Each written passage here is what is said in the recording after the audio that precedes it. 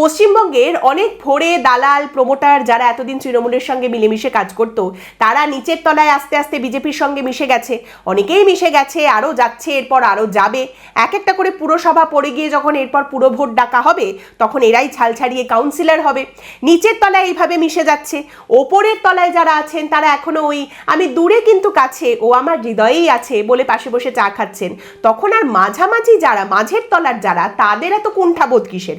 দেখুন, ভোটে রাজনীতিতে হার কিন্তু মানা যাবে না। রাজনীতিতে হার মানার কোনো প্রশ্ন নেই। 4 মে বিজেপি যে ফলাফল পশ্চিমবঙ্গে পেয়েছিল, সেটা ছিল বিজেপির ঐতিহাসিক জয়। এরপর শ্রমিক ভট্টাচার্য যখন বললেন যে তৃণমূলের কাউকে কিন্তু আমরা নেব না, সেইটা হলো বিজেপির সার্বিক জয়। তারপর যখন আমরা দেখলাম যে মহামহিম মুখ্যমন্ত্রী শুভেন্দু অধিকারী তিনি তৃণমূল কংগ্রেসের সাংসদদের সঙ্গে বসে চা খাচ্ছেন, তৃণমূল সাংসদ দেবের গাল সস্নেহে টিপে দিচ্ছেন, তারপর তৃণমূল সাংসদ শতাব্দী রায়ের বাড়ি থেকে বৈঠক সেরে বেরিয়ে ভিক্টরি সাইন দেখাচ্ছেন, সেইটা হলো বিজেপির রাজনৈতিক জয়।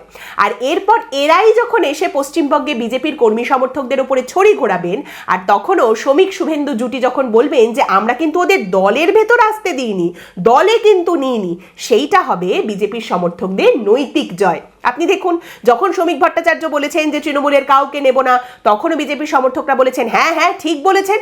যখন সুনীল বানসাল বলছেন আমাদের সবাইকে নিতে হবে, তখনও কিন্তু বিজেপির সমর্থকরা বলছেন হ্যাঁ হ্যাঁ ঠিক বলেছেন। দেখুন, আবারও বলে দিই, রাগ করলে প্রেশার বাড়বে, হাসতে থাকলে কিন্তু মনটা ভালো থাকবে।